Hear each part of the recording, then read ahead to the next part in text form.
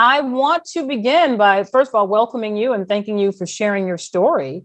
And I would love to get your story, my dear. Tell me whatever you are inspired to share with us about your particular journey. Okay, particularly today, I have a couple things that I wanted to speak on. My Okay. name is Yasmeen. I am a healer, an activist, an author, and I basically have a passion for helping people heal themselves, their hearts, their souls, their spirits, um, Okay. Excellent. and reclaim their power and love themselves more than they have before. So I'm here today to speak in hopes of creating change, to collaborate and bring unity within us, because I feel like that's what we need in this time. I will say one of the things that I really wanted to speak on today is about how I have experienced systematic oppression because I am a woman of color, and just the discrimination I've experienced with in the broken mental health system. So I can't speak personally about taking psilocybin because I've never taken psilocybin, but I can speak personally about the things that I've experienced because of my situation. So one thing I Okay. wanted to make clear, I have always had certain spiritual gifts since I was little, and that's just what I've gone through. It wasn't until 2017 that I got my first diagnosis. The first thing that I ever been diagnosed with was major depression and PTSD. This was after I had a head injury. Okay. Um, it wasn't until later that year when I told them that my daughter's father had disclosed to me that he had plans to use my daughter to sell her for sex, for trafficking. I told them that, and that was when I got my first diagnosis as being schizophrenic bipolar.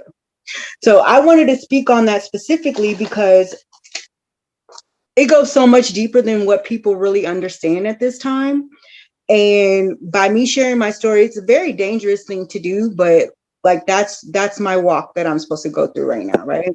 Just to bring Okay. light to the things that have been going on. So specifically with that, when I told them about it, I was labeled as schizophrenic, like I wasn't, like these things don't go on. And specifically, recently, I haven't been in the hospital in over a year, but the last doctor that I had seen, she said that she sat with me for an hour, discovered that I was unmarried, I have no education, no history, and that I have no children.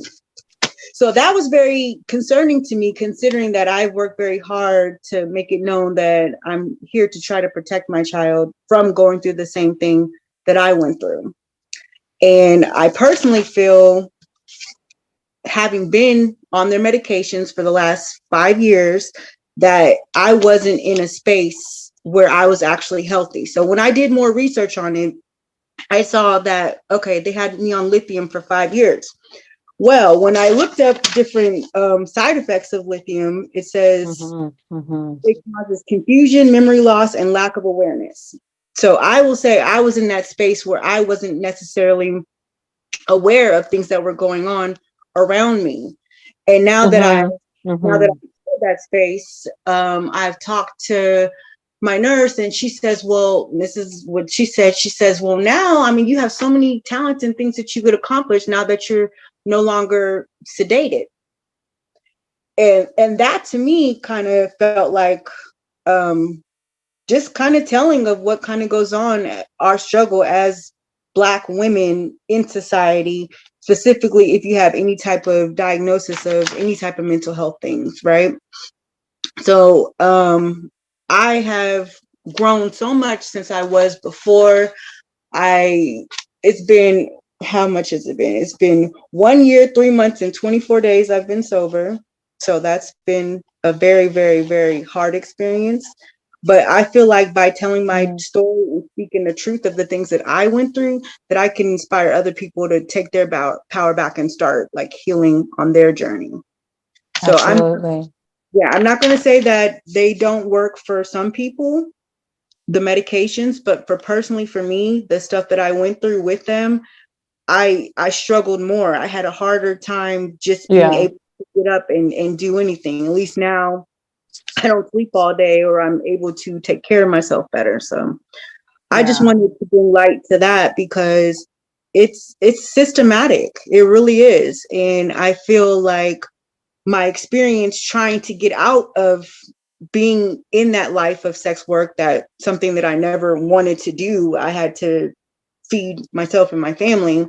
Even after that, like trying to get a job, I had got hired at Aetna, and then they told me that I can't work there because prostitution is a crime of moral integrity.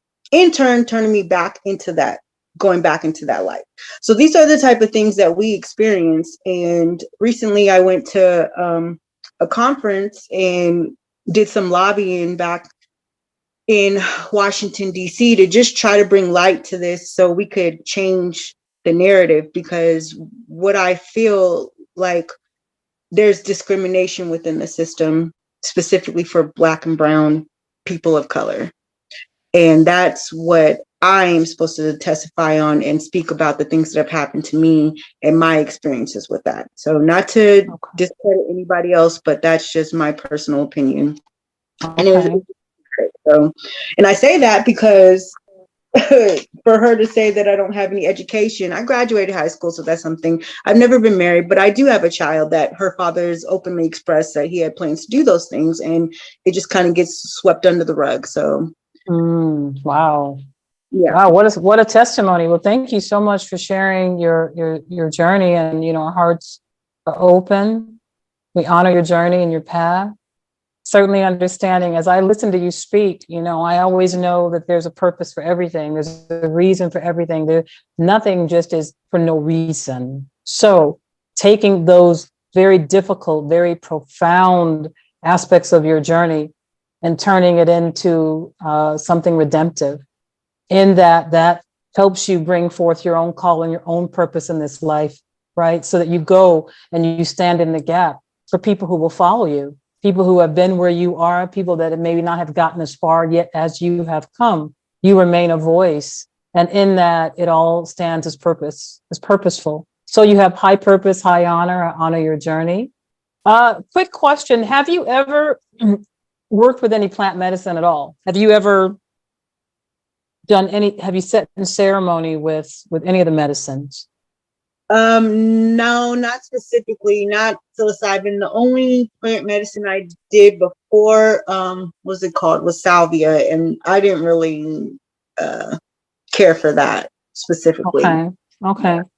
Just in hearing you speak, everybody has to do what they feel called to do, and I do believe working with the medicine is a spiritual calling. Okay, it's not necessarily about experimentation more than it is a calling, but from what I have experienced in my own journey, in my own path, I stand to testify to the healing of these medicines, helping people that have gone everywhere for help, helping people. Ayahuasca is masterful with helping people with addiction, also PTSD.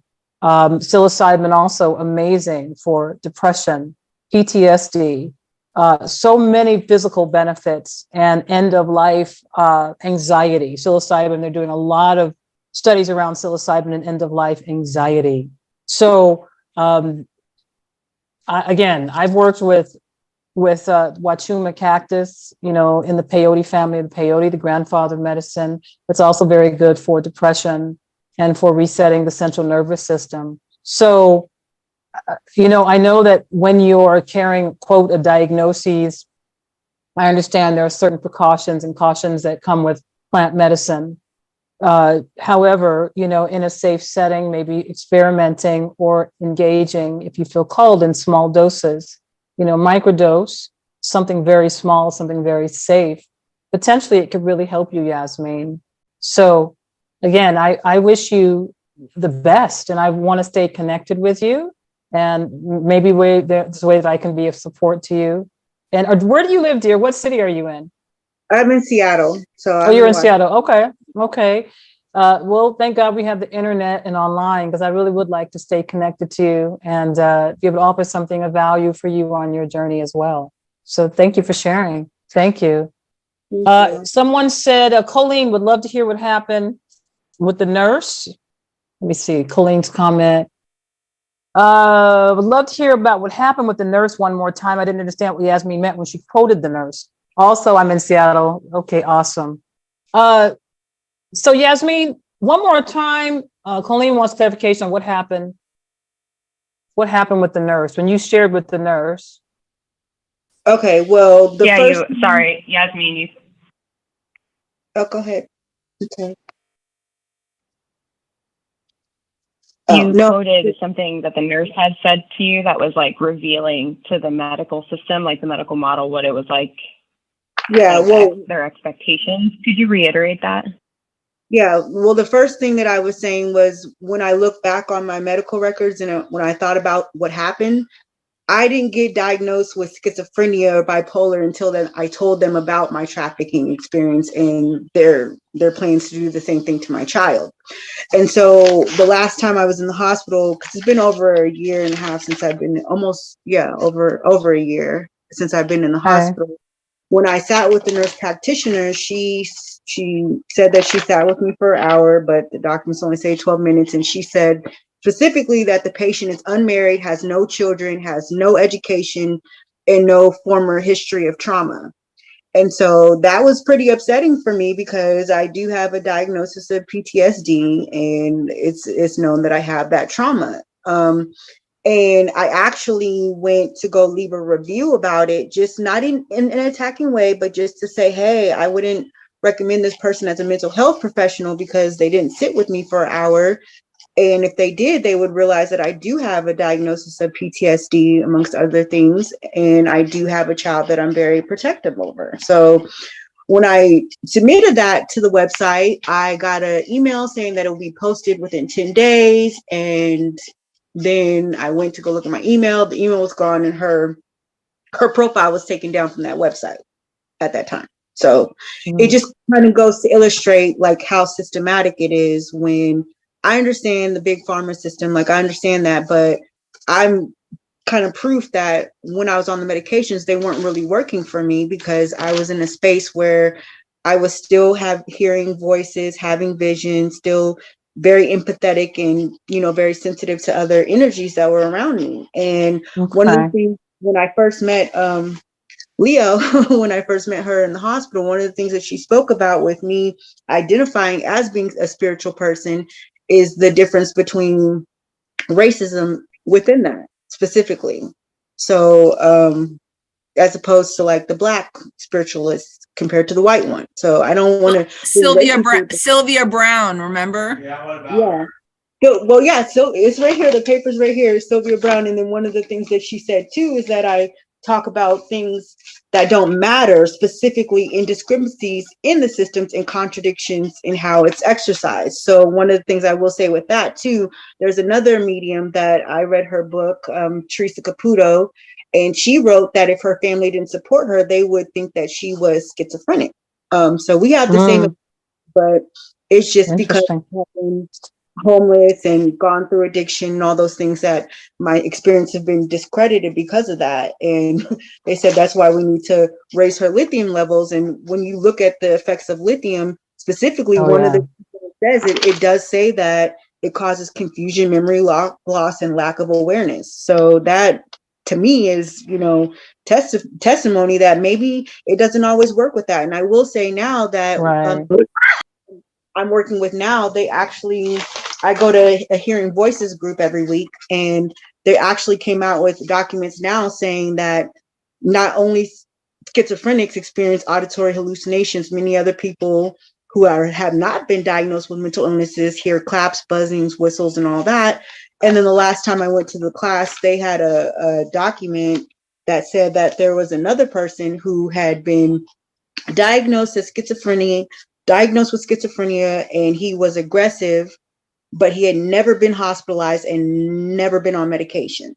So that was the complete opposite of what I've been through, So it just goes to show the different discrepancies and the systematic oppression with me being a person of color. Like even when I was working, I'm going to say this because this is my truth. Even when I was working for a pharmaceutical company that did copay assistance for people that were needing medications for cancers and other end of life diseases. And it was discovered by the board that I was 52% underpaid than my white counterparts. And instead of actually fixing it, they, paid me for 6 months and said, we didn't discriminate against you and all that. But he told me he couldn't understand the struggle of a single Black mother because he was tall, white with a PhD.